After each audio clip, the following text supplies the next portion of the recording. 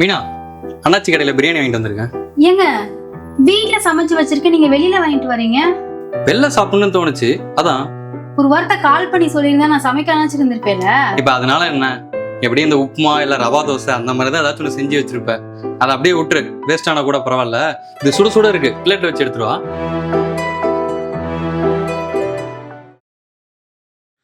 ஏய், இந்த பெல்ட்டும் பர்ஸும் நல்லா இருக்குல்ல? வாங்க போறீங்களா? ஆமா, அதுக்கு தான் கேட்டேன். வேற எதுவும் கேட்பாங்க? ஏங்க, ஒரு பெல்ட்டும் பர்ஸும் 2500 ரூபாய் போட்டிருக்கு. ஆல்ரெடி உங்ககிட்ட 2 பெல்ட் பர்ஸ் இருக்கு. ஏய், பிராண்டட்னா அப்படிதான் இருக்கும். பாக்குறதுக்கு நல்லா இருக்குல்ல, அதான் ஆர்டர் போட போறேன். நல்லா யோசிச்சு ஆர்டர் போடுங்க. யோசிச்சுட்டேன், இப்போ ஆர்டர் போடுறேன். திருந்தவே மாட்டீங்க. இவகிட்ட கேட்டதே தப்பு. இன்னுமா இவனுமா சம்பாதிக்கிற மாதிரி பேசிட்டு இருக்கா. 2 BHK பாருங்க, புது வீடா இருந்தா ரொம்ப பெட்டர். ரெண்ட் எல்லாம் ஒரு பிரச்சனையே இல்லைங்க, எவ்வளவு இருந்தாலும் பாத்துக்கலாம். என்னங்க, வாடகைக்கு வேற வீடு பாக்குறீங்களா என்ன? ஆமா. ஏன் இந்த வீட்டுக்கு என்ன குறைச்சல்? போன வாரம் என் ஃப்ரெண்டு வீட்டுக்கு பத்திரிக்கை கொடுக்க வந்தான்ல, வீட்டை பார்த்துட்டு ரொம்ப சின்னதா இருக்குன்னு சொல்லி கிண்டல் பண்றான். அதான் வேற வீடு பார்க்கலாம் முடிவு பண்ணிட்டேன். நீங்க என்ன லூஸ் ஆங்க?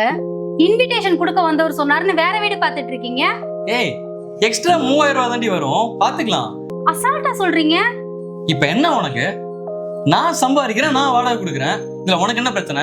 இங்க பாரு, தேவையில்லாம அட்வைஸ் பண்ற வேலை வச்சுக்காத. உன் வேலை என்னவோ அதை மட்டும் நீ பாரு. ஃபங்க்ஷனுக்கு டைம் ஆச்சு, வா. எப்பதான் புரிஞ்சுக்க போறீங்களோ?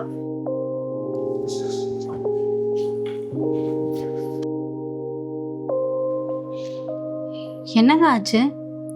ஆபீஸ்ல எதுவும் ப்ராப்ளமா? ஏன் ஒரு மாதிரி இருக்கீங்க?